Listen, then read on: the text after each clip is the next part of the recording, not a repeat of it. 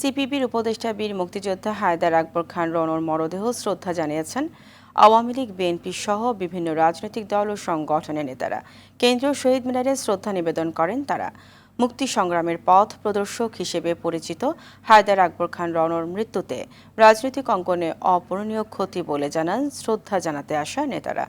ঢাকা বিশ্ববিদ্যালয়ের কেন্দ্রীয় মসজিদে জানাজা শেষে বিকেলে বনানী কবরস্থানে বরেণ্য এই ব্যক্তিকে দাফন করা হবে। আর বাদল জানাচ্ছেন এরই বিস্তারিত।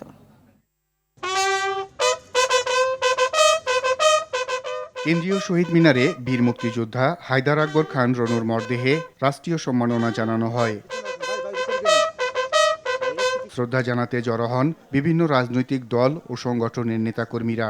এ সময় শোকাবহ এক পরিবেশ তৈরি হয়।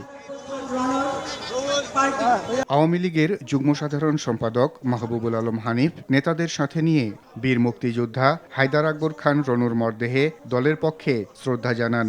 হায়দার আকবর খান রনদের মতো এগুলো ত্যাগী নেতা যারা জাতির জন্য অত্যন্ত গুরুত্বপূর্ণ ছিলেন, তাদেরকে হারিয়ে জাতি একজন সূর্য সন্তানকে হারালো আজকে। যা আমাদের জন্য রেখে গেলেন, এগুলোকে এগিয়ে নিয়ে যাওয়াটাই হচ্ছে বর্তমান প্রজন্মের দায়িত্ব, কাজ।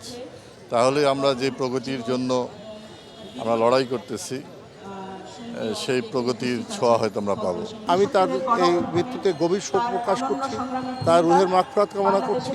বিএনপি মহাসচিব মির্জা ফখরুল ইসলাম আলমগীরও প্রবীণ এই রাজনীতিকের প্রতি শ্রদ্ধা জানান। এই চলে যাওয়া নিঃসন্দেহে বাংলাদেশের রাজনীতিতে, আদর্শবাদী রাজনীতির ক্ষেত্রে একটা বিরাট শূন্যতা সৃষ্টি করল। যে বাংলাদেশ দেখতে চেয়েছিলেন, দুর্ভাগ্যজনকভাবে সেই বাংলাদেশ দেখতে পান। এরপর সিপিবি সহ বিভিন্ন রাজনৈতিক দল ও সংগঠনের পক্ষ থেকে শ্রদ্ধা জানানো হয়।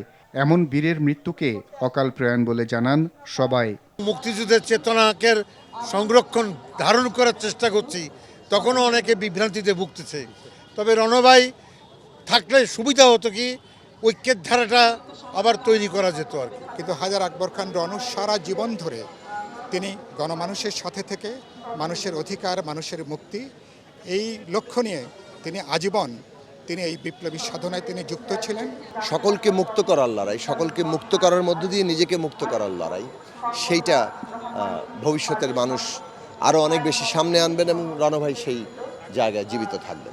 এর আগে রাজধানীর পল্টনে সিপিবি কেন্দ্রীয় কার্যালয়ে মুক্তিভবনের সামনে রনুর মরদেহ নেওয়া হয়। গেল শুক্রবার রাতে রাজধানীর একটি হাসপাতালে শেষ নিঃশ্বাস ত্যাগ করেন হায়দার আকবর খান রনু। তার পৈতৃক নিবাস নড়াইলের বরাশুলা গ্রামে। 1942 সালের 31 আগস্ট অবিভক্ত ভারতের কলকাতায় জন্মগ্রহণ করেন তিনি। আর বাদল, RTV, ঢাকা।